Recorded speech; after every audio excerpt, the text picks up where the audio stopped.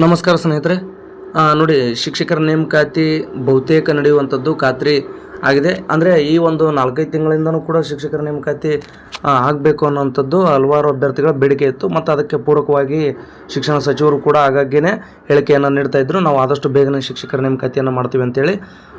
ಇಂಥ ಒಂದು ಸಂದರ್ಭದಲ್ಲಿ TET ಫೇಲ್ ಆದಂಥ ಅಭ್ಯರ್ಥಿಗಳಿಗೆ ಒಂದು ಮಾರ್ಗದರ್ಶನವನ್ನು ನಾನು ಮಾಡಿದ್ದೆ. ಏನಂದರೆ, ಯಾರೆಲ್ಲ TETಯನ್ನು ಫೇಲ್ ಆಗಿದ್ರಿ, ಅಂದರೆ ಕ್ಲಿಯರ್ ಮಾಡ್ಕೊಳ್ಳೋಕ್ಕೆ ಸಾಧ್ಯ ಆಗಿಲ್ವೋ ಅಂಥವರು CTET ಅಪ್ಲಿಕೇಶನ್ ಹಾಕಿ CTEಟನ್ನು ಕ್ಲಿಯರ್ ಮಾಡಿಕೊಡ್ರಿ ಅಂತೇಳಿ ಸಲಹೆ ನೀಡಿದ್ದೆ. ಅದರ ಪ್ರಕಾರ ಅನೇಕ ಅಭ್ಯರ್ಥಿಗಳು ಕೂಡ ಬರೆದಿದ್ರಿ. ಅಂದರೆ ನಾನು ಹೇಳಿದಕ್ಕೆ ಬರೆದಿದ್ದೀರಿ ಅಂತಲ್ಲ, ನಿಮಗೆ ಆ ಮಾಹಿತಿ ಇರುತ್ತೆ, ಬರೆದಿರ್ತೀರಿ. ಆದಾಗ್ಯೂ ಕೂಡ ಯಾರಿಗಾದರೂ ಆ ವಿಷಯ ಗೊತ್ತಿಲ್ಲ ಅಂದಾಗ ನನ್ನ ವಿಡಿಯೋದ ಮೂಲಕನೂ ಕೂಡ ನೀವು ಸಹಾಯವನ್ನು ಪಡ್ಕೊಂಡಿರ್ತೀರಿ.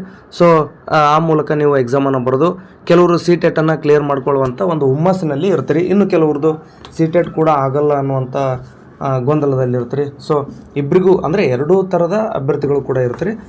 ಒಟ್ಟಿನಲ್ಲಿ ಏನಪ್ಪ ಅಂದರೆ, ಯಾರೆಲ್ಲ CTET ಕ್ಲಿಯರ್ ಆಗುತ್ತೆ ಅಂತ ಅಂದ್ಕೊಂಡಿದ್ದೀರಲ್ಲ, ನೀವು ನಿಶ್ಚಿಂತೆಯಿಂದ ಇರಿ. ಯಾಕಂದರೆ ಈ ಒಂದು ಶಿಕ್ಷಕರ ನೇಮಕಾತಿಗೆ ನೋಟಿಫಿಕೇಷನ್ ಆಗುವಂಥದ್ದು 30 ದಿನಗಳಲ್ಲಿ ಅಂತ ಹೇಳಿದ್ದಾರೆ. ಅಂದರೆ ಎಲ್ಲ ಇಲಾಖೆದ್ದು ಬಂತು, ಇದು ಕೇವಲ ಶಿಕ್ಷಕರ ನೇಮಕಾತಿ ಅಲ್ಲ. ಒಟ್ಟಾರೆಯಾಗಿ 56,000 ಪ್ಲಸ್ ಸರ್ಕಾರಿ ಹುದ್ದೆಗಳಿಗೆ ನೇಮಕಾತಿ ಮಾಡ್ತೀವಿ ಅಂತ ಸರ್ಕಾರ ಹೇಳಿದೆ.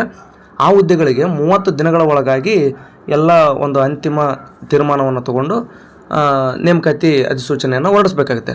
ಅಷ್ಟರಲ್ಲಿ ಏನಾಗುತ್ತೆ ಅಂದರೆ, ನೇಮಕಾತಿಯನ್ನು ಹೊರಡಿಸಿದ ನಂತರ 20 ರಿಂದ 25 ದಿನ ಅಥವಾ ಗರಿಷ್ಠ 30 ದಿನಗಳ ಕಾಲನೂ ಕೂಡ ಅಪ್ಲಿಕೇಶನ್ ಹಾಕೋದಕ್ಕೆ ಅವಕಾಶ ಇರುತ್ತೆ. ಆ ಕಾರಣದಿಂದಾಗಿ ಯಾರೆಲ್ಲ CTET ಎಕ್ಸಾಮನ್ನು ಕ್ಲಿಯರ್ ಮಾಡ್ಕೊಂಡಿದ್ರಿ, ನಿಮಗೆ ನಾನು ಹೇಳುವಂಥದ್ದು ಏನಂದರೆ, ಮಾರ್ಚ್ 15 ರಿಂದ ಮಾರ್ಚ್ 20 ಒಳಗಾಗಿ CTET ರಿಸಲ್ಟ್ ಬರುತ್ತೆ. ಇದು ಸ್ಪಷ್ಟ.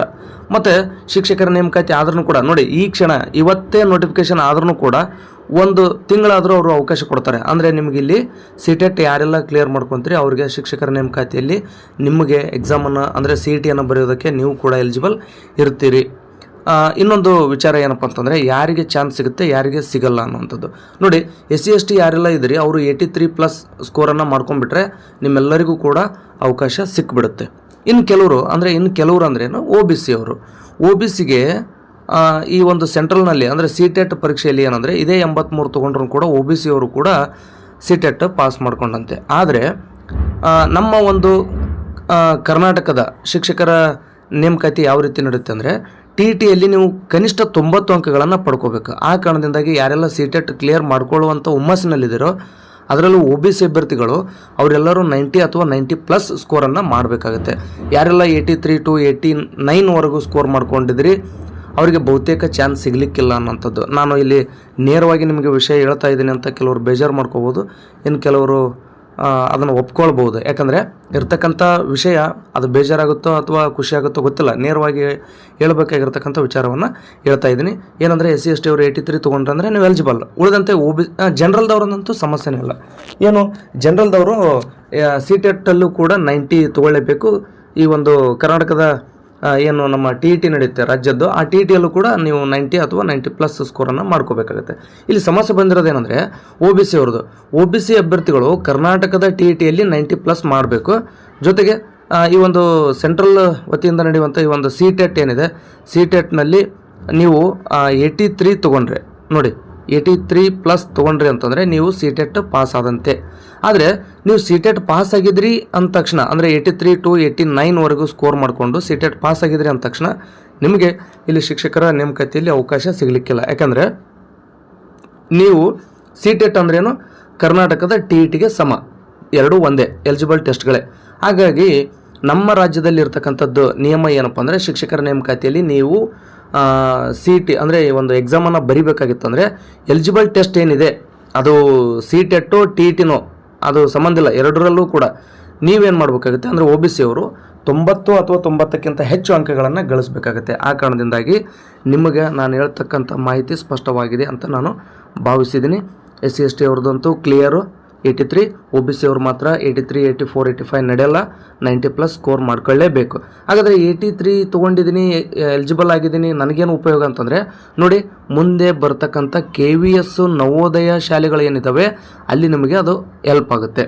ನೋಡಿ 83 ತೊಗೊಂಡಿದ್ರಿ, 84, 88, 89ವರೆಗೂ ತೊಗೊಂಡಿದ್ರಿ, ಬಟ್ ಕರ್ನಾಟಕದಲ್ಲಿ ಅವಕಾಶ ಸಿಕ್ಕಿಲ್ಲ ಅಂದರೆ ತಲೆ ಕೆಡಿಸ್ಕೊಳಕ್ಕೆ ಹೋಗ್ಬಿಡಿ. ಈಗೇನು ಕೇಂದ್ರ ಸರ್ಕಾರದ ಏನು ಇದು KVS ಮತ್ತು ನವೋದಯ ಶಾಲೆಗಳಿವೆ, ಇಲ್ಲಿ ನಿಮಗೆ ಅವಕಾಶ ಸಿಗುತ್ತೆ. ಇಲ್ಲಿನೂ ಕೂಡ Kannada, English, Hindi science social science teacher ನೋಟಿಫಿಕೇಷನ್ಗಳು ಆಗ್ತಿರ್ತವೆ. ಅಲ್ಲಿ ಬೇಕಾದ್ರೆ ನೀವು ಎಕ್ಸಾಮನ್ನು ಬರಿಬೋದು. ಉಳಿದಂತೆ ನೀವು ಒ ಬಿ ಸಿನೂ ಇದ್ದೀರಿ, ಈ CTET ಎಕ್ಸಾಮನ್ನು ಬರೆದಿದ್ರಿ, 90 ಅಥವಾ 90+ ಸ್ಕೋರ್ ಮಾಡಿದ್ರಿ ಅಂದರೆ ತಲೆ ಕೆಡಿಸ್ಕೊಳ್ಳೋಂಥ ಅವಶ್ಯಕತೆಯೇ ಇಲ್ಲ. ನೀವು ಶಿಕ್ಷಕರ ನೇಮಕಾತಿಯಲ್ಲಿ ಆ ಎಕ್ಸಾಮನ್ನು ಬರಿಬೋದಾಗಿರುತ್ತೆ. ಹಾಗೆಯೇ ನಿಮಗೆ ಮತ್ತೊಮ್ಮೆ ನಾನು ನೆನಪು ಮಾಡೋದಕ್ಕೆ ಇಷ್ಟಪಡ್ತೀನಿ, ಏನಂದರೆ ಈ ಒಂದು CTET ಫಲಿತಾಂಶ ಅಂತಕ್ಕಂಥದ್ದು ಮಾರ್ಚ್ 20 ಆಸುಪಾಸಿನಲ್ಲಿ ಬಂದೇ ಬರುತ್ತೆ. ಅಂದರೆ ಒಟ್ಟಾರೆ ಈ ಒಂದು ಶಿಕ್ಷಕರ ನೇಮಕಾತಿ ಅಧಿಸೂಚನೆ ಹೊರಡಿಸುವುದರ ವೇಳೆಗೆ ನಿಮ್ಮ ಎಲ್ಲ ಈ ಒಂದು CTET ರಿಸಲ್ಟ್ ಕ್ಲಿಯರ್ ಆಗಿರುತ್ತೆ. ಯಾವುದೇ ಗೊಂದಲ ಮಾಡ್ಕೊಳಕ್ಕೆ ಹೋಗ್ಬೇಡಿ. ಕೆಲವ್ರು ಏನಿರುತ್ತೆ ಅಂದರೆ ನಾನು CTET ಕೂಡ ಪಾಸ್ ಆಗ್ತೀನಿ, ಆದರೆ ಶಿಕ್ಷಕರ ನೇಮಕಾತಿ ಅಧಿಸೂಚನೆ ಆಗೋದ್ರೊಳಗಡೆ ರಿಸಲ್ಟ್ ಬರುತ್ತೋ ಇಲ್ವೋ ಅಂತಕ್ಕಂಥದ್ದು ಅನೇಕ ಅಭ್ಯರ್ಥಿಗಳು ಗೊಂದಲ ಆಗಿರುತ್ತೆ. ನಿಮಗೆ ನಾನು ಸ್ಪಷ್ಟಪಡಿಸ್ತೀನಿ, 100% ನಾನು ಗ್ಯಾರಂಟಿ ಕೊಡ್ತೀನಿ. ಏನಂದರೆ ಶಿಕ್ಷಕರ ನೇಮಕಾತಿ ಅಧಿಸೂಚನೆ ಹೊರಡಿಸಿ ಆ ಲಾಸ್ಟ್ ಡೇಟ್ ಏನು ಅಪ್ಲಿಕೇಶನ್ ಹಾಕೋದಕ್ಕೆ ಲಾಸ್ಟ್ ಡೇಟ್ ಏನು ಕೊಟ್ಟಿರ್ತಾರಲ್ಲ, ಅದೆಲ್ಲದರ ನಡುವೆ ಎಲ್ಲ ಪ್ರೊಸೆಸ್ ನಿಮ್ಮನ್ನು ಮುಗಿದುಕೊಂಡು CTET ರಿಸಲ್ಟ್ ಬಂದು ನೀವು ಕೂಡ ಅಪ್ಲಿಕೇಶನ್ ಹಾಕೋದಕ್ಕೆ ಎಲಿಜಿಬಲ್ ಇರ್ತೀರಿ ಅನ್ನುವಂಥ ಧೈರ್ಯವನ್ನು ನಾನು ಕೊಡ್ತಾ ಈ ಒಂದು ವಿಡಿಯೋನ ಇಲ್ಲಿಗೆ ಮುಗಿಸ್ತಾ ಇದ್ದೀನಿ. ಧನ್ಯವಾದಗಳು. ಆದಾಗ್ಯೂ ಏನಾದರೂ ನಿಮಗೆ ಡೌಟ್ ಉಳ್ಕೊಂಡಿದ್ರೆ ಕಾಮೆಂಟ್ ಬಾಕ್ಸ್ ಓಪನ್ ಇರುತ್ತೆ, ಕಾಮೆಂಟ್ ಮಾಡಿ ನಿಮಗೆ ಉತ್ತರಿಸುವಂಥ ಪ್ರಯತ್ನವನ್ನು ಮಾಡ್ತೀನಿ. ವಿಡಿಯೋ ನೋಡೋದಕ್ಕಾಗಿ ತಮ್ಮೆಲ್ಲರಿಗೂ ಧನ್ಯವಾದ.